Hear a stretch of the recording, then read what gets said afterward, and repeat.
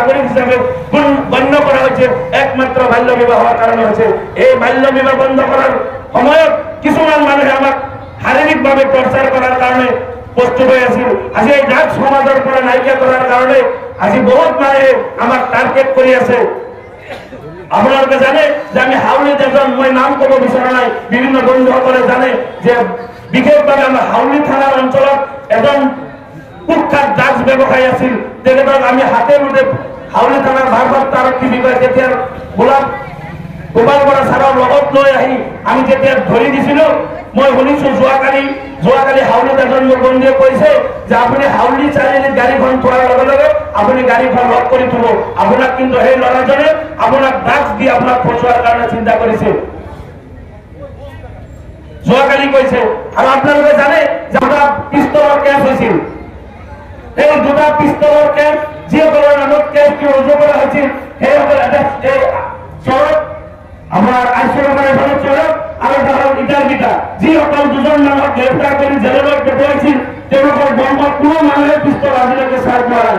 সেইসকল মানুহৰ নামত পিস্তল থৈ আমাৰ মানুহে পিস্তল ঘৰত থৈ তেওঁলোকক ব্লেকমেইলিং কৰি পঠোৱাই সেই মানুহখিনিক জেলত পঠাইছিল। আৰু মই এটা হাউলিত এখন সংবাদমেল দিয়াৰ কাৰণে মোৰ ঘৰত চিচি কেমেৰা লগাব লগা হ'ল। গতিকে এতিয়া মানুহ ভয় কৰে, তেওঁলোকক কেনেকে মৰিমূৰ কৰাৰ কাৰণে মানুহে ভয় কৰে। আৰু ভাই আমি ইছলাম ধৰ্মৰ মানুহ, আমিতো কিছু ইছলামৰ নীতি নিয়ম মানি চলিবই লাগিব। আজি আমি জন্ম যদি হৈছে আমাৰ মৃত্যুবৰণ কৰিব লাগিব। মিনাল ইমাম এৰাবিকৰ এষাৰ কথা আছে। গতিকে আমি দেশ আৰু জাতিৰ কাৰণে যদি শ্বহীদ হ'ব লগা হয়, আমি শ্বহীদ হোৱাৰ কাৰণে প্ৰস্তুত হৈ থাকিব লাগে। গতিকে আমি যদি সমাজৰ পৰা ড্ৰাগছ নাইকিয়া কৰিব লগা হয়, আমাৰ যিসকলে মই পিতৃতুল্য মুৰব্বীসকল দেখি আছো, এইবিলাক মানুহে সন্ধিয়া হ'লে অলপ কষ্ট কৰিব লাগিব। আজি যিসকল মানে আমাৰ আলিম ওলামাসকল আছে, আলিম ওলামাসকলে জানে যে আমি যদি কিতাপত লিখা থাকে হয়নে, এইবিলাক ভাল ভাল কথা শাৰীৰিক মানসিক নিচাজাতীয় সামগ্ৰী, ড্ৰাগছ, বাল্য বিবাহৰ ওপৰত সজাগতা সভাৰ আয়োজন কৰিছিল। বৰ্তমান সমাজত গা কৰি উঠা এই অসামাজিক কাৰ্যকলাপৰ বিৰুদ্ধে আজি আমি এই সভাখন আয়োজন কৰিছোঁ।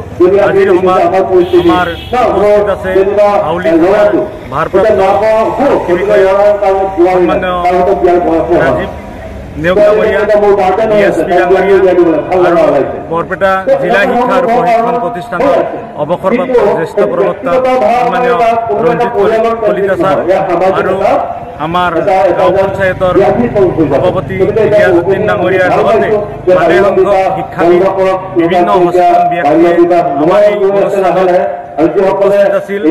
তেখেতসকলে মূল্যৱান ভাষণ দি আমাৰ এই সভাখন সাফল্যমণ্ডিত কৰিছো বুলি আমি ভাবি লৈছো। সমাজত গা কৰি উঠা এই ব্যাধিটো কিভাৱে নিৰ্মূল কৰিব পৰা যায় তাৰ এক বিশ্লেষণ আমাৰ এই আজিৰ সভাত দাঙি ধৰা হৈছে। আৰু সেইবিলাক যাতে আমি যিবিলাক অপশক্তি আছে সেই অপশক্তিবিলাক যাতে আমি সমাজৰ পৰা নাইকিয়া কৰিব পাৰোঁ, তাৰ এক চেষ্টা আমাৰ এই সভাৰ পৰাই অব্যাহত ৰখা বুলি আমি ধাৰণা কৰিছোঁ।